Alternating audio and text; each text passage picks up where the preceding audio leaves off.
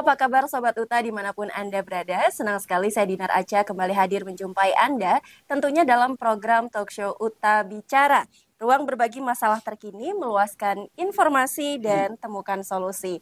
Sobat Uta, hari ini di episode ini kita akan sama-sama membahas mengenai intervensi organisasi profesi dalam pendidikan profesi apoteker.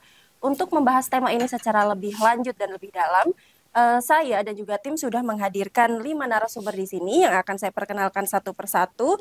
Pertama, saya ucapkan selamat datang kepada Bapak Dr. Rudiono Darsono. Selamat datang Bapak. Beliau adalah Ketua Dewan Pembina Yayasan 17 Agustus 1945 Jakarta, sekaligus sebagai praktisi hukum dan pendidikan di Indonesia. Untuk selanjutnya, saya perkenalkan Bapak Dr. Andes Bambang Sulistomo, MSI. Selamat datang, Bapak. Selamat datang, selamat pagi, Merdeka. Merdeka. Beliau adalah Ketua Yayasan Perguruan Tinggi 17 Agustus 1945 Jakarta. Yang ketiga ada Bapak Rajes Kana PhD, selaku Rektor UTA 45 Jakarta. Selamat datang, Bapak. Selamat pagi.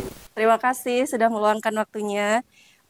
Yang keempat ada Bapak Brian Matthew MH. Beliau adalah Wakil Rektor 2 UTA 45 Jakarta. Apa kabar Pak Brian? Kabar baik. Selamat pagi, terima kasih untuk waktunya. Selanjutnya ada Bapak Michael Matthew. Beliau adalah Wakil Rektor 4 UTA 45 Jakarta. Selamat datang Bapak. Selamat pagi. Pagi, kabar baik Pak? Baik. Baik, syukurlah. Baik Sobat Uta, langsung saja kita akan membahas tentang bagaimana intervensi organisasi profesi dalam pendidikan profesi apoteker. Ada satu pertanyaan yang akan saya tanyakan kepada masing-masing narasumber hari ini, tentunya terkait dengan adanya perubahan undang-undang kesehatan. Tentu ini berpengaruh sekali pada dunia pendidikan kesehatan, tenaga medis, dan juga apoteker. Nah, untuk UTA 45 sendiri, Bapak-Bapak selaku perguruan tinggi penyelenggara pendidikan farmasi yang juga ada profesi apoteker di dalamnya, saya mau ke Pak Rudi dulu, bagaimana pendapat Bapak mengenai profesi apoteker di Indonesia, Pak? Profesi apoteker itu sebenarnya salah satu profesi yang sangat mulia ya di semua negara. Karena apoteker itu adalah salah satu pendidikan penunjang kesehatan masyarakat di situ kan ya. Di luar negeri itu apoteker justru itu adalah sebuah komponen penting di dalam bidang kesehatan yang sangat menentukan dalam penggunaan obat. Cuma di Indonesia terus terang profesi apoteker ini masih jauh dari apa yang kita harapkan. Ya, itu profesi apoteker secara umumnya lah yang ada ya. Jauh dari yang diharapkan. Bisa dijelaskan Pak jauhnya yang dimaksud seperti apa? Begini ya, jadi profesi apoteker ini di Indonesia masih lebih kurang itu hanya kita konotasikan sebagai pembantu dokter dalam meracik obat atau membuat obat sesuai dengan resep yang dikeluarkan oleh dokter di situ ya. Jadi tidak mempunyai satu kebebasan atau satu kebebasan ya, kebebasan kita sebutkan untuk menggunakan kemampuannya di dalam menganalisa kegunaan obat ya. Karena sebenarnya apoteker itu kan diajarkan tentang analisa obat, tentang penggunaan obat untuk mengobati jenis-jenis penyakit ya. Juga dosis-dosis obat yang tepat ya. Itu harusnya ditentukan oleh seorang apoteker, bukan oleh dokternya ya. Jadi dokter itu kan hanya menganalisa jenis penyakit, penggunaan obatnya itu seharusnya ditentukan oleh seorang apoteker. Maka di sini sangat dibutuhkan adanya sebuah profesionalitas dalam bidang apoteker itu sendiri. Jadi perannya sangat strategis dalam dunia kesehatan. Seharusnya ya. Tapi yang tadi saya sampaikan kan, Indonesia masih jauh panggang dari api lah. Baik. Ya, tentang profesionalitasnya itu sendiri. Baik, terima kasih Pak Rudi. Selanjutnya saya mau ke Pak Bambang. Bagaimana kalau menurut Pak Bambang kondisi profesi apoteker di Indonesia? Saya kira sama aja masalah pendidikan profesi ya. Semua profesi ini kan, kalau kita mau produksi satu profesi, akuntansi, teknik, kesehatan dan sebagainya, itu kan faktor yang kita perhatikan adalah faktor kualitas atau kuantitas. Karena apa? Karena memang luasan daerah Republik Indonesia ini kan, wow, luas sekali kan, belum lagi pulau-pulau kecil, daerah terpencil, daerah yang tidak sampai dengan transportasi yang normal. Jadi kuantitas dan kualitas itu harus kita perhitungkan betul-betul, sebab misalnya kita terlalu mengunggulkan kualitas. Padahal satu daerah butuh butuh butuh profesi ini, apoteker. Ya, jangan berpikir soal kualitas yang terlalu tinggi lah. Yang biasa-biasa aja, cuma bisa dikirim ke sana. Dan di sana baru nanti dia ada pendidikan lanjutan dan sebagainya. Dan jadi para pengelola pendidikan farmasi itu harus ngitung itu. Jangan merasa paling benar sendiri. Ya, kalau dia merasa paling benar sendiri, yang mengelola pendidikan farmasi ini itu nggak akan ketemu, karena perguruan tinggi yang tahu dari mana datangnya mahasiswa farmasi ini kan. Kita tahu dari daerah mana terpencil, dari mana. Jadi sehingga jangan kemudian dipaksakan satu hal tertentu sehingga pendidikan farmasi ini seolah-olah dia yang monopoli. Padahal oleh sebab itu saya merasa bahwa para pengelola pendidikan farmasi ini harus orang-orang yang ngerti profesi, harus orang yang ngerti masalah sebaran penduduk, orang yang mengerti tentang bagaimana tingkat kecerdasan dari mahasiswa dan sebagainya. Kalau enggak, saya kira akan gagal itu. Ya. Saya jadi teringat satu artikel yang saya baca sebelum saya berangkat ke talk show ini. Memang jumlah dari apoteker kita di Indonesia ini jauh dari yang ditargetkan berdasarkan data kebutuhan. BPS. Iya, kebutuhannya masih kurang, bahkan 50%. Iya. Seperti itu. Ya. Kalau menurut Pak Rajas, bagaimana Pak selaku pengelola farmasi dan profesi apoteker di Indonesia? Baik, kalau kita kan perguruan tinggi itu memiliki program farmasi dan profesi. Jadi secara otomatis anak-anak S1 itu memang dididik dan dipersiapkan untuk menjadi seorang yang profesional di bidang apoteker. Kita salah satu universitas yang menerima mahasiswa dari Sabang sampai Merauke. Walaupun kita di satu sisi diklaim bahwa mutunya tidak baik karena anak-anak daerah timur yang dari sisi education backgroundnya yang sangat lemah dan sebagainya, tapi karena pendidikan itu untuk seluruh anak bangsa, kita nggak boleh memecah belah atau memisah-misahkan itu. Kami tampung semua, kita terima. Dan tugas kami adalah mendidik mereka setelah keluar dari program profesi harus kita menjadi seorang profesional. Banyak ya mungkin bisa dibilang hambatan atau cara orang berpikir yang berbeda terhadap memandang dari ini anak-anak dari daerah timur daya kemampuannya lemah dan sebagainya. Tugas pendidik itu nggak bisa seperti itu. Kita harus mendidik mereka. Terus kalau bukan mereka yang dididik, terus yang mau ditempatkan di daerah asal mereka, siapa yang mau bekerja? Jadi yang tadi disampaikan Pak Udis dan Pak Bambang Sulistomo, saya sangat setuju, dan ini tugas dan tanggung jawab kita untuk menjaga itu. Jangan sampai ada organisasi-organisasi tertentu yang menghambat ini. Ya karena ini niatnya niat baik loh, niat tulus loh, mendidik anak bangsa agar kebutuhan tenaga itu terpenuhi. Kita sebenarnya mau bantu negara loh. Betul, menyediakan tenaga apoteker yang profesional. Iya. Jadi gini, saya tambahin ya. Ya, jadi memang itu waktu saya ketua yayasan itu ya. Waktu itu tahun berapa itu, 2016 atau 2015 itu ya. Ya. Saya perintahkan kepada universitas pada kampus ya, bahwa kita waktu itu kan ada satu himbauan ya, ini edaran dari asosiasi bahwa kita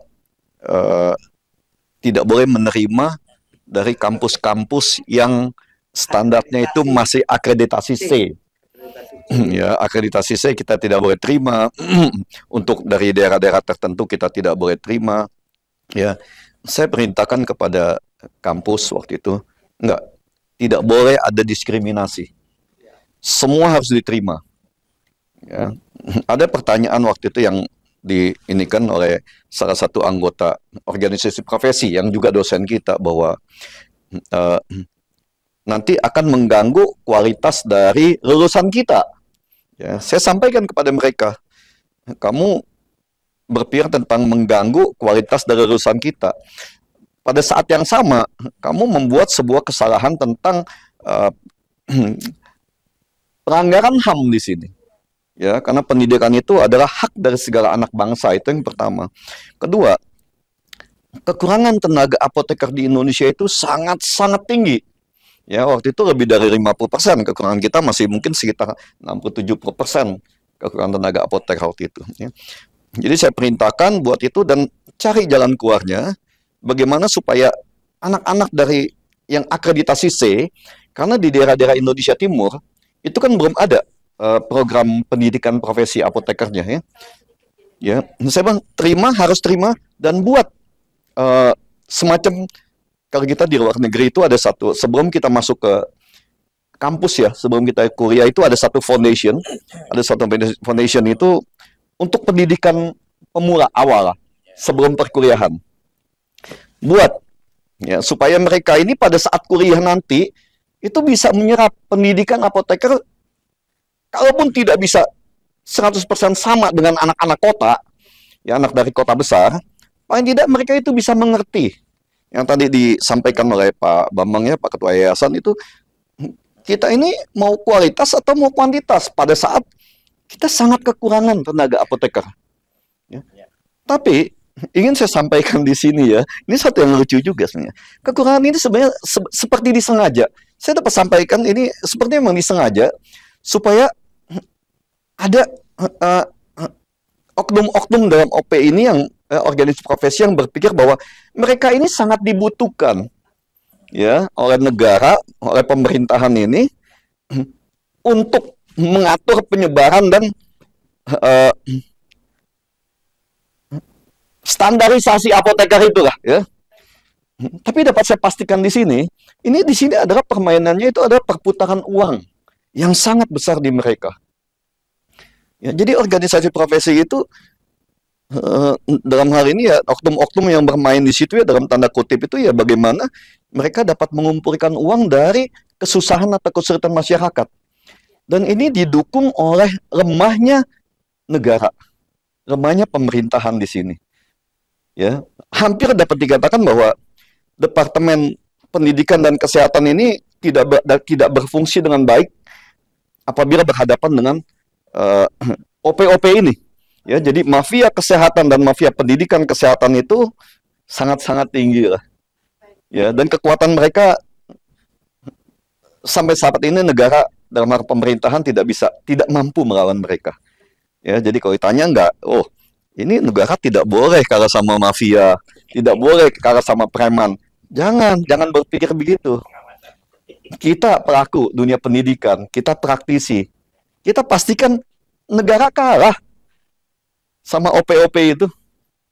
Ya. Jadi suka nggak suka, pendidikan itu ya ikut preman-preman itu, ikut mafia-mafia itu, atau kita dipersulit. Nggak ada pilihan. Ya, jadi dunia pendidikan diarahkan untuk mengikuti permainan-permainan mafia di bidang pendidikan kesehatan. Ya, karena negara tidak mampu berbuat apa-apa. Bukan tidak mampu sebenarnya, tapi saya sangat yakin oknum-oknum pemerintahan, pejabat-pejabat pemerintahan di departemen-departemen itu juga mereka adalah bagian dari OP-OP itu sendiri. Ya, jadi permainannya ada di sana. Makanya tentang jumlah kesiapan dunia kesehatan, kita jangan pernah berpikir kita akan siap lah. Ya, karena memang disengaja. Ini permainan. Saya sampaikan di sini, ini permainan. Terima kasih Pak Rudi. Sebelum kita membahas jauh kepada apa yang sudah Pak Rudi sampaikan, saya ingin tanyakan terlebih dahulu, mungkin nanti siapa boleh narasumber yang bisa menjawab, seperti apa sih sebenarnya proses untuk bisa menjadi seorang apoteker? Apakah pasti banyak tahapannya, ada pendidikan, profesi, dan segala macamnya, izin. Ada yang bisa menjelaskan Pak Rektor mungkin? Pendidikan profesi itu sebenarnya sudah disusun sedemikian rupa dengan satuan kurikulum. Ya, satuan kurikulum itu sudah lengkap dan itu sudah diuji melalui badan akreditasi, melalui lab PTKes dan sebagainya. Jadi memang tinggal ikutin saja aturannya, standarnya sudah ada, sistemnya sudah ada, tinggal anak-anak itu di training, dilatih yang tadi Pak Rudiono Darsono sampaikan bahwa ya yang dari daerah memang di training, nggak, kalau kayak di luar itu namanya program foundation, kalau kita mengatakan ada program pra apoteker dan sebagainya, untuk memastikan anak-anak itu memahami atau mengikuti update yang terbaru, ya, dengan sesuai dengan kurikulum yang disusun bersama-sama, baik dengan asosiasi dan dari pemerintah. Jadi itu sudah ada. Oke. Kalau berdasarkan informasi yang saya peroleh, ada banyak sekali tahapan, Pak. Mulai dari dia harus lulus sarjana farmasi, kemudian harus ada profesi, kemudian ada ujiannya, baru mendapatkan STR, baru dia dikatakan sebagai apoteker yang profesional.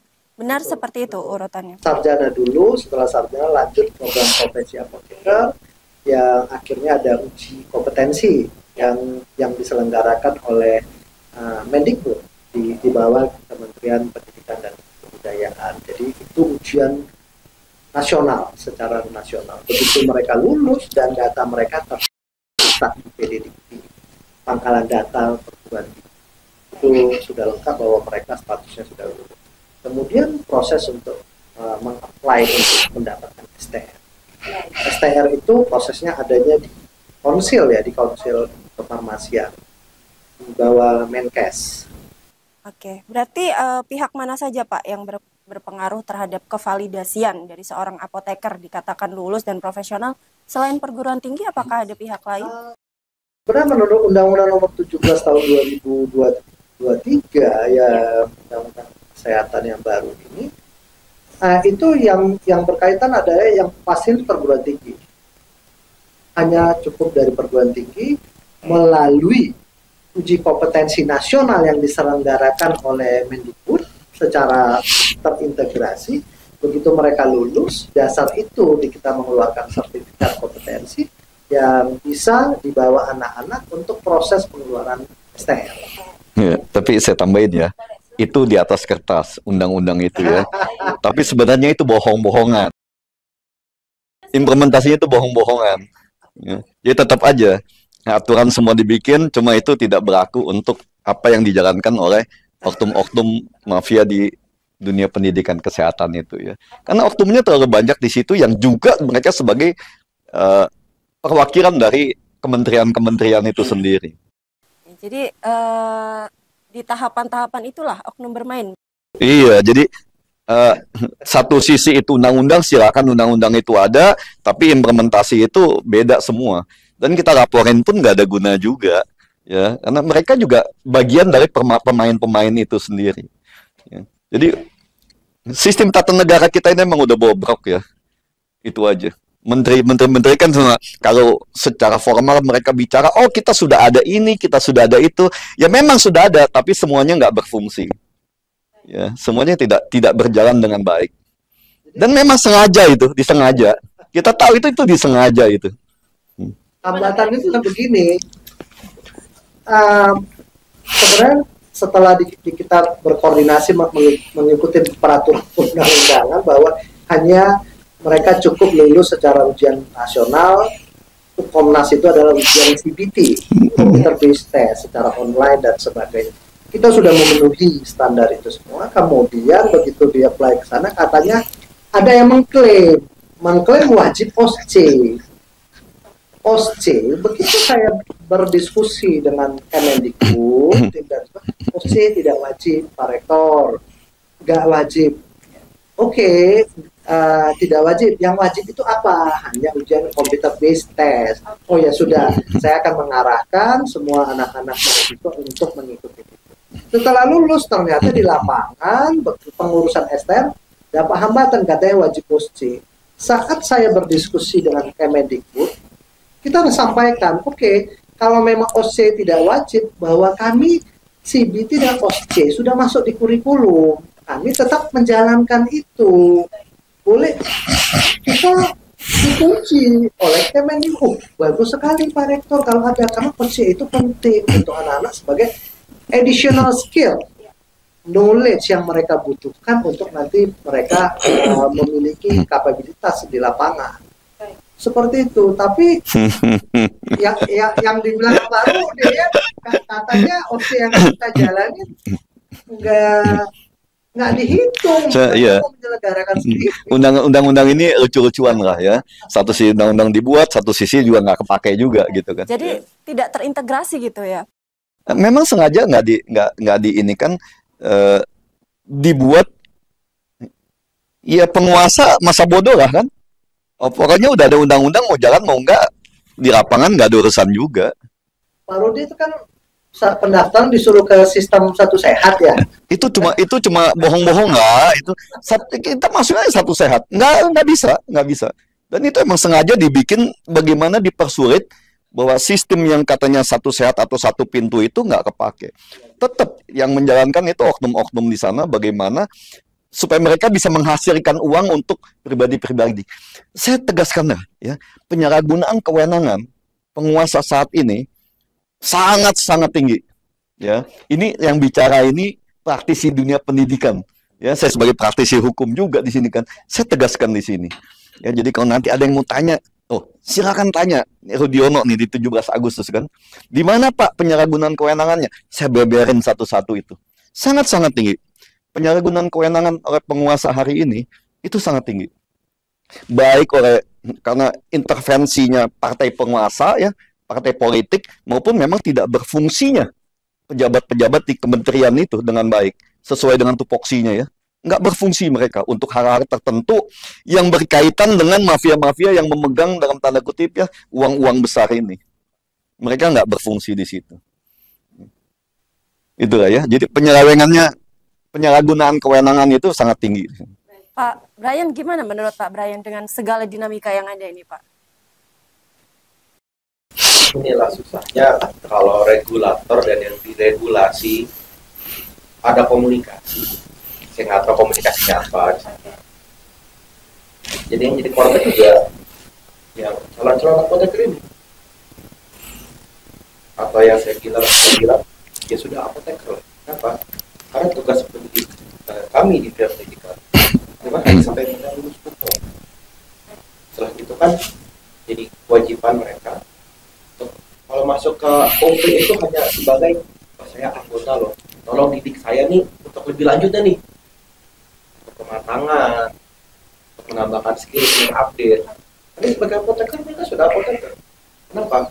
Karena sesuai undang-undang dunia pendidikan itu ketika mereka sudah lulus kuliah, mereka sudah layak disebut sebagai seorang apoteker.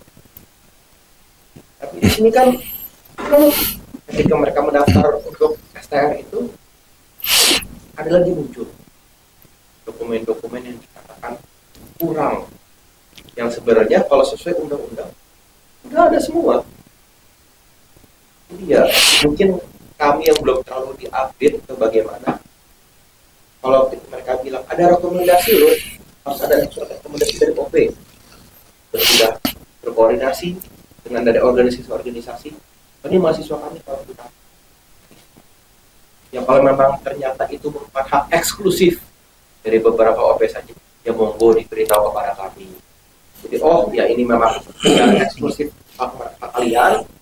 Inilah ya, betul ya, terbuka aja kan. Kalau pejabat-pejabat atau oknum pejabat ini bilang, ini saya mau minta bagian di sini loh, karena ini saya kerja ini kan, saya bantu ini supaya apoteker ini bisa mendapatkan pekerjaan, kamu lewat sini ya, kamu pakai OP sini ya, kamu bikin ini ya, kamu ikut ini ya, karena ada uang bagian saya loh. Ngomong aja terus terang kan, kok susah amat begitu kan ya. Yang dipersulit rakyat Indonesia ya. Tapi ya penguasa juga budak semua juga ya, mulai dari kementerian sampai legislatif pun budak. Mereka nggak mau dengar juga keluhan masyarakat di bawah ya. Kalau mereka berteriak mengenai kualitasnya seperti ini terus mereka sudah lulus ujian, mereka sudah berkompeten menurut negara. Negara ini sedang kekurangan apoteker, terutama sejak COVID kemarin. Terlihat ketika COVID kemarin sistem kesehatan kita tidak siap. sangat kurang bukan dokter, perawat, dokter, apoteker. Kenapa? Ketika mereka ketika negara sudah menganggap mereka kompeten, ada segelintir orang yang bilang mereka nggak kompeten karena menurut kami tidak kompeten. Jadi yang bisa menentukan dia kompeten apa tidak negara yang menyelenggarakan sistem kesehatan secara keseluruhan atau kompeten tersebut. Yang mana yang kami harus ikut? Ya, ikut mafia paling bagus. Dan ikut mafia kamu lebih aman. Ikut negara kamu susah.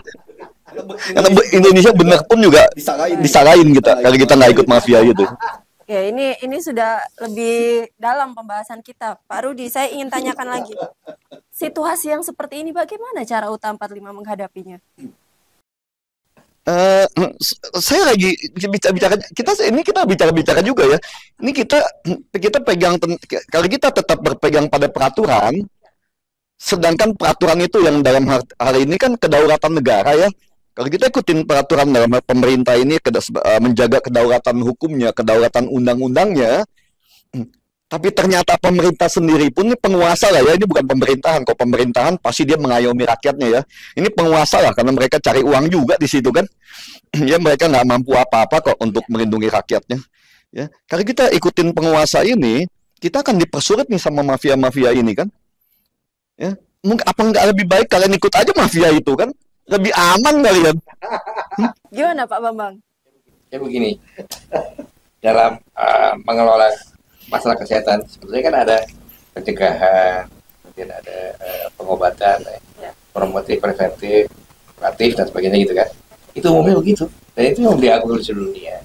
Jadi orang lebih mudah mencegah sebetulnya untuk mengatasi masalah kesehatan daripada menuju pengobatan. Kalau ada pengobatan tuh bisa mahal, yang bisa berbagai macam profesi harus ikut serta. Tapi kalau pencegahan itu harus diutamakan karena apa?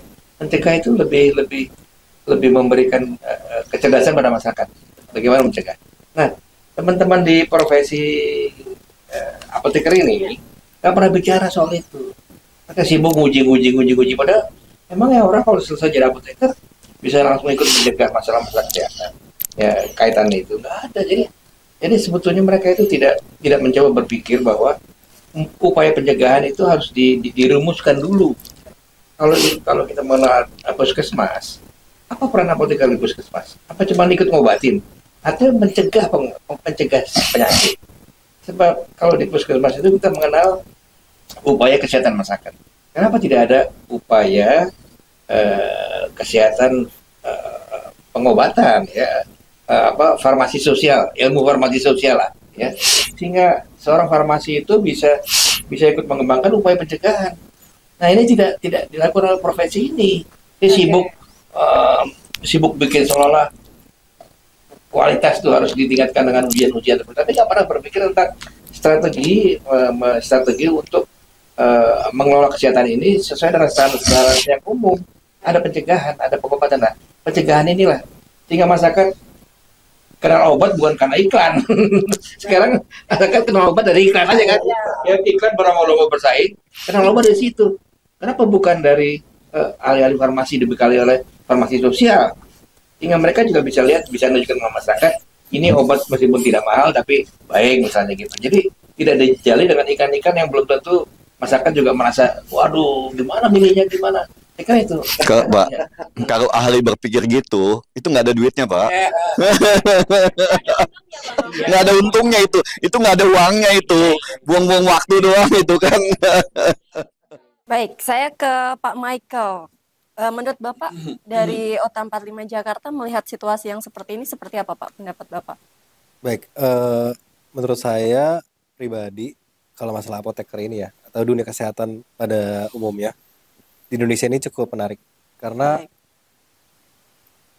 kita itu kekurangan, ya tadi saya dengar juga, kita pertama kekurangan tenaga kesehatan seperti apoteker, tetapi juga dipersusah dari pemerintahnya sendiri. Padahal menurut saya mungkin kita kurang ngerti juga nih apoteker tuh perannya apa di dunia kesehatan itu. Jadi kalau kita bisa bayangin itu, contohnya kita lagi perang, mungkin dokter itu bisa kita bayangkan sebagai apa namanya? Juru tembak. Juru tembak ya, betul. Tapi apoteker itu adalah penyuplai dari senjata itu sendiri. Oke. Jadi mungkin memang di belakang layar yang tidak kelihatan, tapi perannya sangat penting. Sangat penting. Karena kalau bayangin aja tentara tapi nggak punya senjata ya nggak kurang ada guna juga ya pastinya. Amunisinya nggak lengkap lah ya. Iya, betul. Baik, Tapi itu yang kita menurut saya negara ini kurang lihat, atau mungkin lihat tapi juga tidak terlalu peduli ya. Tapi yang menarik lagi menurut saya adalah udah tahu kita itu kekurangan orang dari tenaga kesehatannya, tetapi yang saya dengar juga kemarin dari pemerintah sendiri ada komplain ya kalau orang-orang Indonesia tuh sering berobat ke luar negeri. Oke. Padahal kita sendiri kekurangan tenaga kesehatan. Jadi saya nggak ngerti kenapa ini menjadi masalah gitu. Oke. Jadi topik yang menarik lagi nih kan. Nanti kita bisa bahas di lain waktu, ini topik menarik, Pak Michael. Ya, kita tahu kita kekurangan, tapi kita komplain pada saat masyarakat berobat ke luar negeri. Kita tahu standar kita memang masih kurang bagus kan, gitu ya. Pejabat aja juga, mana ada pejabat berobat di Indonesia kalau nggak terpaksa kan, ya, atau mereka yang mempunyai dokter pribadi sendiri kan, mana ada pejabat-pejabat kita. Mereka Malaysia, Singapura, ya kan sama juga kan, tapi mereka juga yang komplain kan. Ya itulah biasa, itu hanya sekedar lucu-lucuan sebenarnya. Ya. Gimana, Pak? Ada dulu baru kita ngomong kualitas. Kalau sekarang kualitasnya kalau mereka bilang kurang, ya itu dari mereka yang bilang kurang loh. Kualitas mereka anggap kurang, kualitas pun nggak ada. Siapa yang mau dirawat? Kalau tadi dianalogikan perang, ini udah ditembakin loh. Senjata mereka lagi bilang, bentar Pak, belum berkualitas. Menarik ini. Kalau Pak Rektor gimana, Pak Rajas menanggapi dari UTA 45 sendiri? Sebenarnya kita dari dunia pendidikan itu sangat prihatin ya. Ini prihatin, dan kami punya tanggung jawab yang sangat besar. Karena tugas kita universitas itu adalah membantu kinerja. Jadi perguruan tinggi swasta Universitas 17 Agustus 1945 Jakarta itu memiliki peran membantu pemerintah untuk melengkapi seluruh instrumen yang dibutuhkan di negara. Kami berniat baik untuk melakukan hal yang terbaik, mendidik anak-anak bangsa. Kami sebagai pendidik tahunya cuma mendidik yang baik. Begitu kita diajak muter-muter belok-belok, kita jadi sakit kepala nih. Yang mau diurus mendidik anak-anak menjadi baik atau mendidik anak-anak dengan cara yang berbeda, dengan cara berbohong atau mempersulit atau apa. Karena kondisi sekarang ini kita dipertontonkan harus seperti itu sepertinya. Dihamba, dan yang lucunya lagi, karena ada intervensi dari asosiasi, kita itu seolah-olah perguruan tinggi disalahkan. Jadi kondisi di dalam dibuat seperti diadu domba dan sebagainya. Ini jadi bingung. Kita pendidik, kita didik yang benar, anak-anak ini harusnya begini, karena ada intervensi dan sebagainya. Jadi anak-anak berbalik, seolah-olah kita yang tidak memprepare mereka dengan baik dan sebagainya. Dan mempersulit, atau ini kan yang belajar di 17 Agustus nggak main-main loh, dari Sabang sampai Merauke, dan dari taraf hidup yang berbeda-beda. Ada yang berkemampuan, ada yang middle kemampuan, ada yang very low. Tapi kita masih paksa, kita peras dengan cara sedemikian. Bagaimana mereka mau bangkit atau sukses nantinya? Dan bagaimana mereka harus memulangkan uang-uang itu? Bisa jadi orang tua, petani dan sebagainya ambil pinjaman dan sebagainya dari rentenir dan sebagainya. Ini hal-hal yang cukup menyedihkan kalau kita lihat dari perspektif sebagai orang pendidik ya. Tapi emang jujur, penguasa kali ini mereka nggak memikirkan rakyatnya.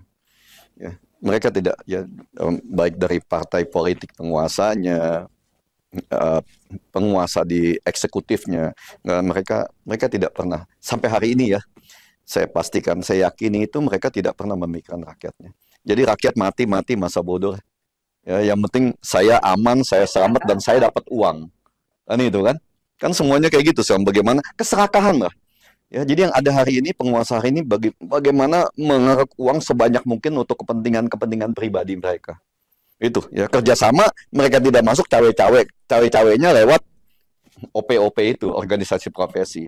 Ya, mereka mendukung itu supaya cari uang untuk mereka juga. Itu yang terjadi. Ya, dengan caranya gimana? Ya mereka diemin aja.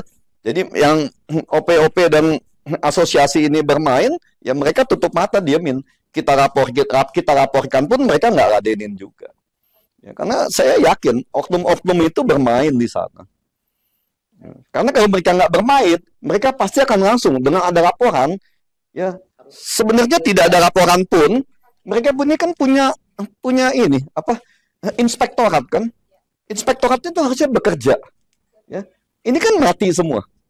Semuanya diam semua. Ini yang disampaikan gitu ya. Kenapa hanya 17 Agustus, hanya UTA 45 yang bersuara? Ya, kita kampus nasionalis di sini, kita nggak cari uang di sini. Saya tegaskan kepada semuanya di sini ya. 17 Agustus ini tidak cari uang. UTA 45 Jakarta nggak cari uang dari dunia pendidikan. Ya, kita subsidi bagaimana mendidik anak bangsa ini supaya bisa berguna ke depan untuk perbaikan nasib dari negeri ini sendiri. Ya. Karena kita yayasan ini hanya berpikir, kalau SDM kita bisa bangkit, SDM kita bisa baik, secara otomatis kesejahteraan itu akan meningkat. Ya. Tapi emang ini dipelihara. Ya, kemiskinan, kebodohan ini dipelihara di sini. Ya, hari ini kenyataan yang harus kita hadapi.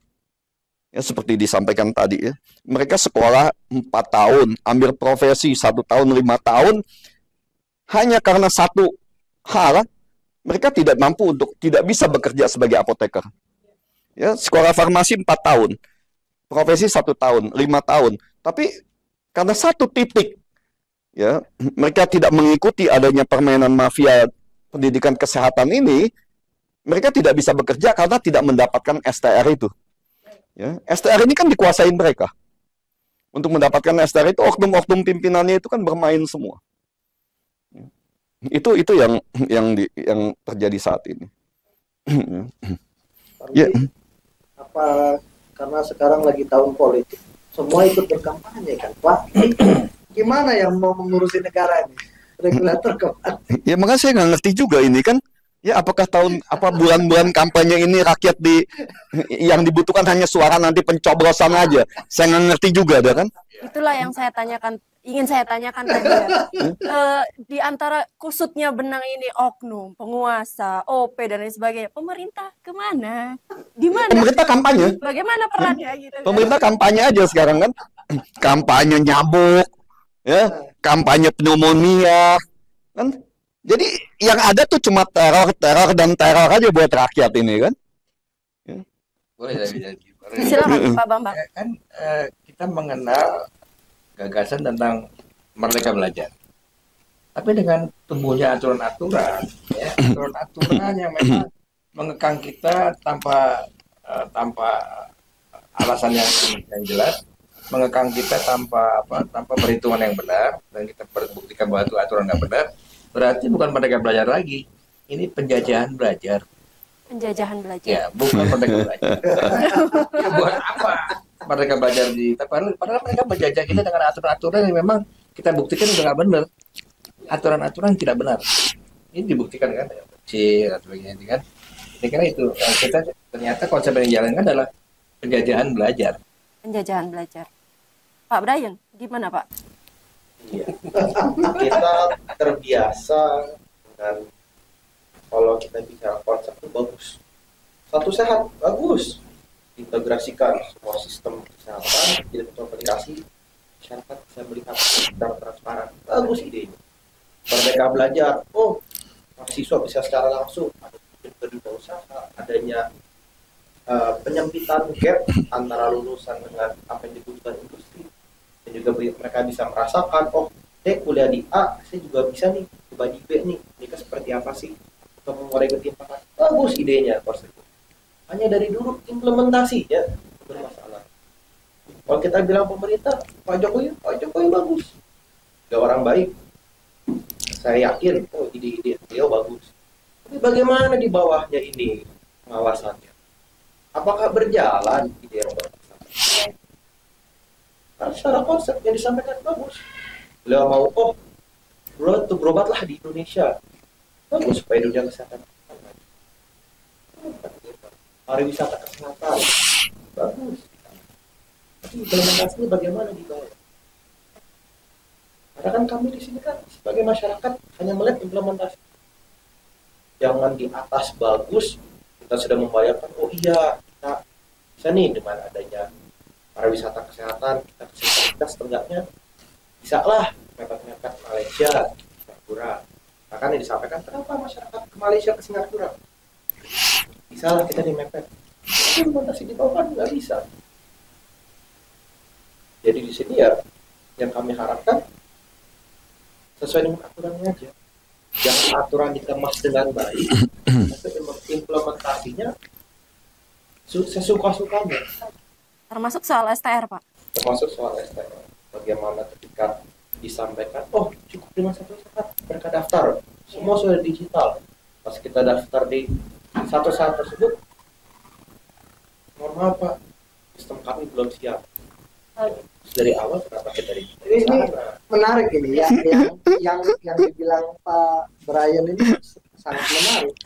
Peraturan perundang-undang itu udah jelas loh, cakep banget, saya kasih jempol.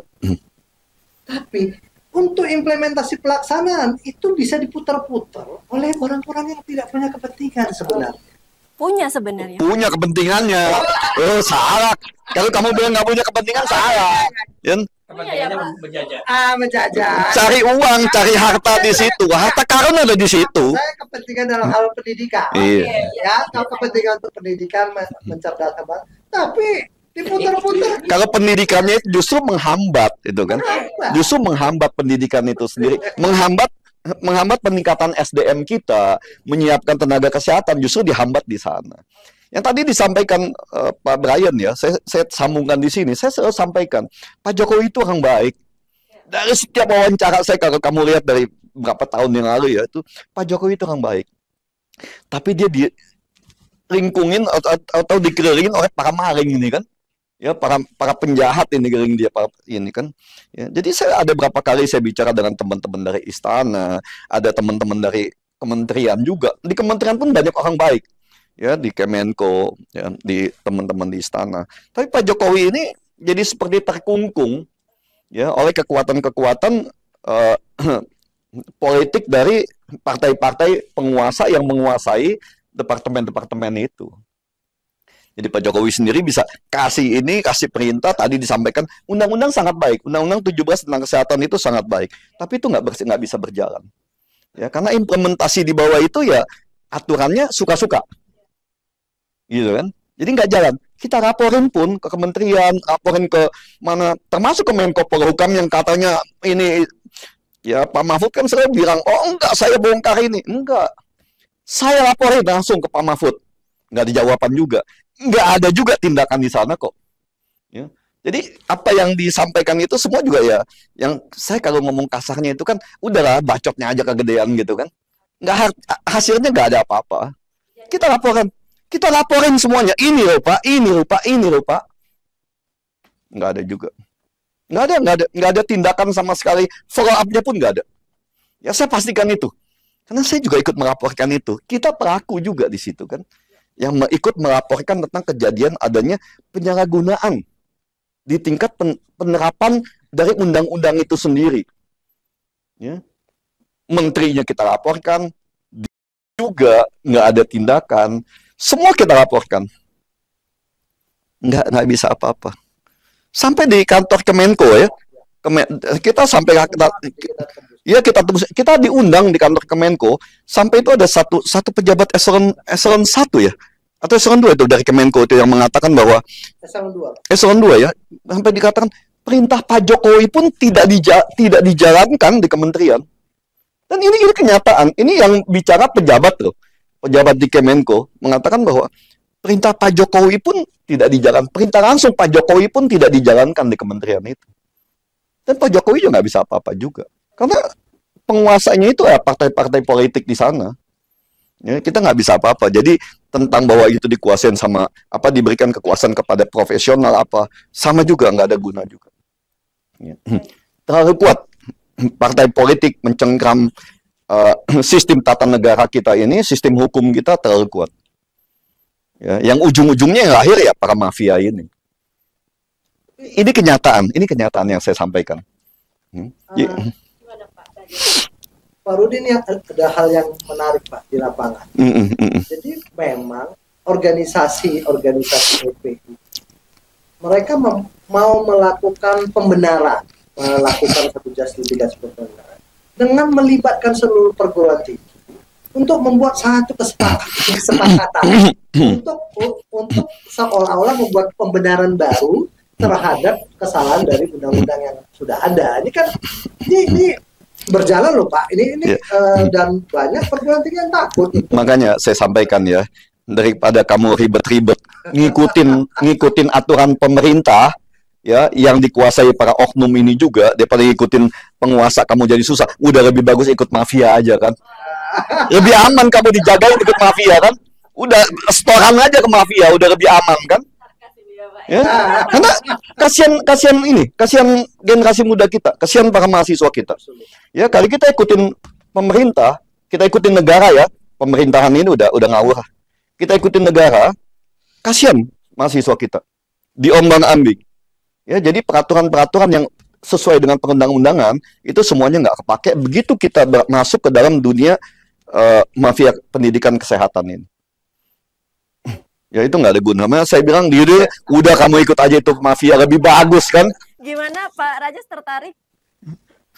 Iya, mau nggak mau kan, kita di posisi sulit.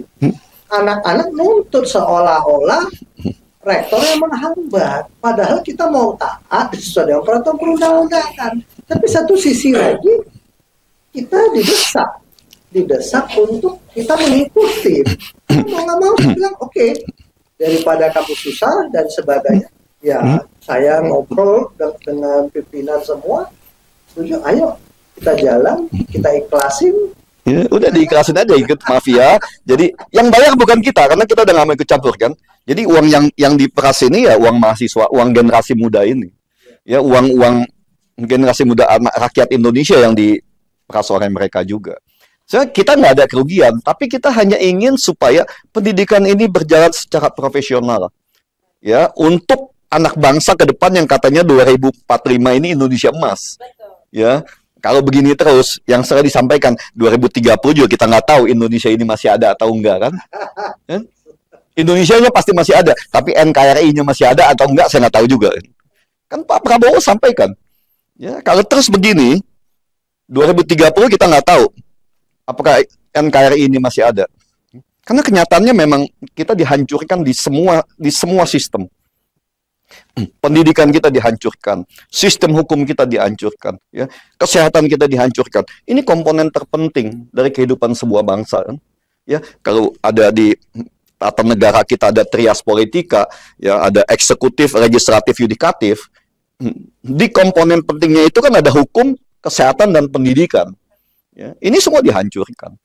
Sama, legislatif kita tidak berfungsi dengan baik. Eksekutif kita ya banyak oknum maling juga di sana kan. Yudikatif kita nggak usah pertanyakan lagi. Pak Mahfud masih baru ngomong kan. Indonesia ini banyak koruptor. Tapi kok cuma ngomong, beliau ini kan pejabat. Orang nomor 1 loh di lingkungan penegakan hukum, Menko. Menteri yang mengkoordinasi bidang politik dan hukum ini kan. Jangan kalau udah pejabat jangan dengan ucapan atau omongan apa dengan bacot gitu kan. Jalankan. Ya, kalau ada satu pejabat yang nggak bagus, beliau bisa langsung ke presiden. Pak, ini nggak benar, nggak benar. Tapi saya nggak tahu juga. Makanya saya bilang, ya saya selalu sampaikan, kasihan Pak Jokowi. Ya, orang baik, tapi di tempat yang salah.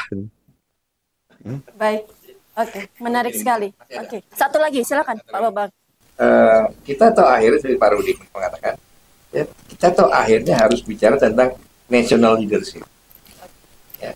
Nah, national leadership ini tentu saja, ya kita harapkan orang yang bisa memberikan contoh keteladanan.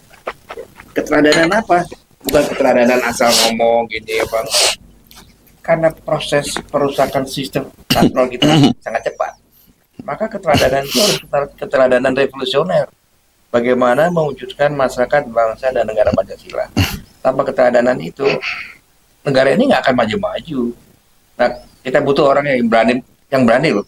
Kalau keteladanan itu nggak bisa apa. Tapi kalau dia nggak berani bikin keteladanan karena dia tahu dia punya kelemahan, jangan pilih pemimpin. Terus yang berani, mampu, ya, dan mau untuk memperbaiki bangsa ini. Dan kita butuh perubahan. Saya pastikan itu. Kita butuh perubahan. Ya. Bukan berarti perubahan secara menyeluruh gitu ya, enggak. Tapi kita butuh perubahan. Dalam hal ini kepemimpinan itu harus orang yang memang sudah selesai dengan kehidupannya sendiri ya.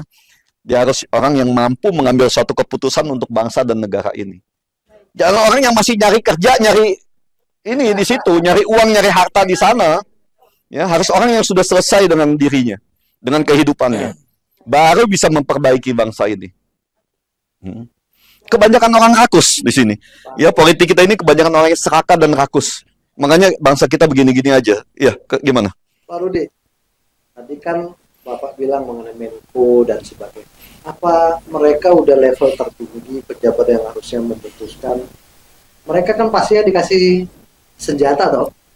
Dikasih senjata apa tanpa peluru atau? Ya tadi yang disampaikan Pak Mike, ya pelurunya masih belum dibikin, ya masih dicetak pelurunya itu, ya. Jadi kasih senjata tanpa isi kan, hanya bisa jadi bunyi doang, bunyi aja jadi karena para bandit mafia ini tahu senjata hanya bisa bunyi, nggak mematikan, ya udah, kan gitu, ya. Jadi emang senjatanya ada, tapi pelurunya peluru hampa, peluru kosong. Udah bahaya nih kita. Oke, ini karena kita terbatas oleh durasi, padahal ini perbincangannya memang sangat menarik ya. Saya berharap pemerintah, oknum, OP, dan semuanya penguasa tonton tayangan kita ini supaya bisa menjadi masukan juga untuk mereka, Pak. Kalau misalkan kita secara pribadi tidak bisa, kita bisa lewat media. Untuk itu, sebelum closing, saya minta dari satu persatu Bapak untuk menyampaikan harapan, masukan, baik untuk pemerintah dan lainnya. Dimulai dari Pak Rudi, silakan Pak. Saya cuma satu. Ya, ini kita masuk pemilu kan? Kita harus bisa memilih pemimpin yang sudah selesai dengan hidupnya, dengan pribadinya. Ya, bukan hidupnya udah mati gitu kan, nggak bisa jadi pemimpin dia kan. Harus sudah selesai dengan kehidupan dan kepentingan pribadinya. Ya, supaya dia bisa berpikir tentang bangsa ini, nggak berpikir tentang wah bagaimana partai saya ini, bagaimana. Jangan. Nanti kita akan, yang saya bilang tadi, kita akan masuk ke dalam hal yang lebih parah ini. Pasti itu. Ya, kalau udah sekarang begini, kalau kita lanjutkan begini, yang tadi disampaikan, mungkin 2030 kita nggak tahu apakah NKRI ini masih ada ya. Itu aja. Oke, terima kasih Pak Rudi. Selanjutnya Pak Bambang, silakan Pak Bambang. Salah satu penyakit dari bangsa kita adalah fanatisme buta pada pemimpin atau golongannya. Begitu pemimpin di atas berkelahi, bingung nih golongannya. Yang kedua adalah kebencian buta pada pemimpin lain dan golongannya. Sehingga kalau pemimpin lain ternyata kemudian nggak jadi dibenci, bingung lagi. Jadi hilangkan fanatisme buta pada seorang pemimpin dan kebencian buta pada pemimpin yang lain. Harus dihilangkan fanatisme buta dan kebencian buta. Itu yang paling penting. Baik, terima kasih Pak Bambang. Selanjutnya Pak Rajes, silakan. Kalau dari saya, dari sisi pendidikan, saya butuh tanggapan dari masyarakat dan calon-calon pemimpin ke depan untuk melihat bahwa ini ada situasi loh masalah. How to solve, bagaimana kita menyelesaikan. Kasihan, SDM itu dibutuhkan.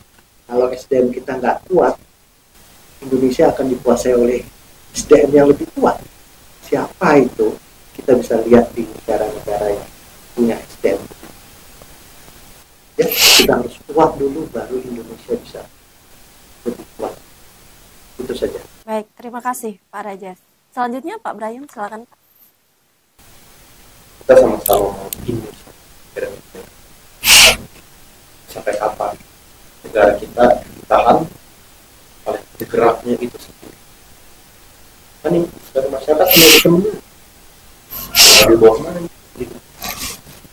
Kita target kita sudah sampaikan. Kita 2045 Indonesia Emas. Itu dong program planning seperti itu. Jangan hanya menjadi Slogan. Slogan. Slogan aja. Slogan aja. Karena kami masyarakat kan benar-benar terwujudnya 2004. Karena masa sih kita nggak mau Indonesia lebih baik? Masa sih kita nggak mau lihat Indonesia berada di jajaran tinggi di tataran dunia?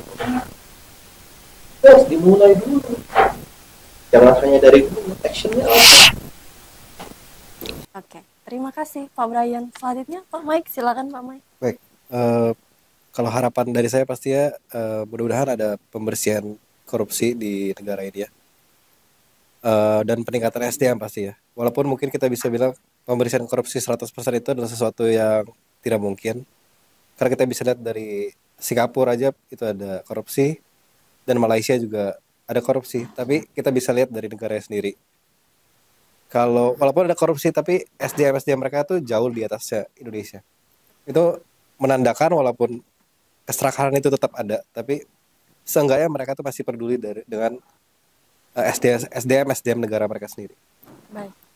Baik, terima kasih Pak Mike. Sobat Uta, sampailah kita di penghujung acara. Luar biasa sekali perbincangan kita di episode kali ini. Saya mengucapkan banyak terima kasih untuk para narasumber yang sudah hadir. Terima kasih Bapak Rudi. Terima kasih Pak Bambang, Pak Rajes, Pak Brian, dan juga Pak Mike yang sudah menyempatkan waktunya di sini. Semoga kedepannya nanti ada waktu lagi untuk kita berbincang-bincang dengan tema-tema menarik lainnya. Baik, demikian Sobat Uta, jangan lupa untuk like, komen, dan subscribe, serta share tayangan ini ke sosial media kalian, dan jangan lupa untuk saksikan episode-episode selanjutnya hanya di program Talkshow Uta Bicara, ruang berbagi masalah terkini, meluaskan informasi, dan temukan solusi. Saya Dinar Aca pamit undur diri, terima kasih dan sampai jumpa. Okay.